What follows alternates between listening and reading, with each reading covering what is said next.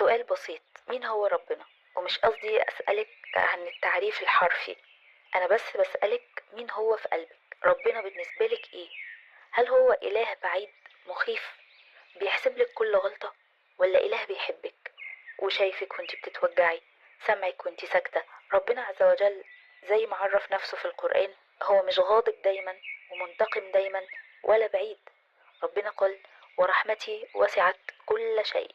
وقال كمان عن نفسه: الرحمن على العرش استوى، يعني في أعلى مكان.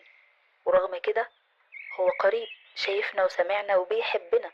تخيلي ربنا عز وجل بيقول: إن الله يحب التوابين ويحب المتطهرين. يعني بصي، حاططلك سبب سهل جدا عشان يحبك بيه.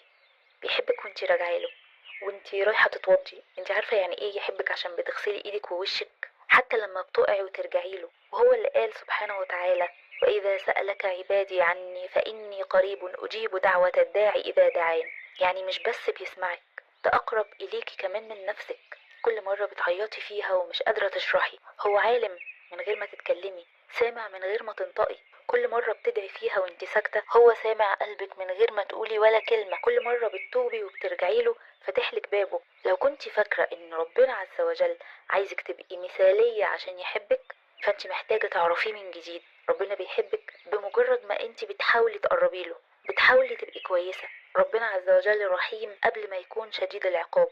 هو أحن من كل حنية شفتيها في حياتك. مين أحن حد عليكي؟ أمك؟ ربنا أحن منها. أمك عملت لك إيه؟ حملت فيكي ورعتك وأكلتك وربتك وقدمت لك شوية طاقة ومجهود من حياتها. ربنا قدم لك السمع والبصر والفؤاد، سخر لك الكون كله. وإن تعدوا نعمة الله لا تحصوها. يبقى مين اللي نفعك أكتر، ومين اللي بيحبك أكتر، ومين اللي بيرحمك أكتر؟ رحمة أمك بيكي جزء من 99 جزء ربنا عز وجل بيرحمك بيه. من رحمة ربنا ومن كتر الرحمات اللي هيوزعها على عباده الصالحين في الآخرة، إبليس نفسه هيتخيل إنه هتصيبه الرحمة دي، هيتهيأله إن ممكن ربنا يغفر له. شفتي رحمته قد إيه؟ هو ده ربنا اللي المفروض تعرفيه وتحبيه وتتعلقي بيه. فابدأي رحلتك مع الله، بس ابدأيها بالحب مش بالخوف. ابدأيها بالقرب، بالرجوع ليه والوقوف على بابه. وقولي: يا رب عرفني عليك، لأني محتاجة أعرفك بقلبي، مش مجرد اسم بيتردد في أذكاري. كنت معاكم كنزي زهرة.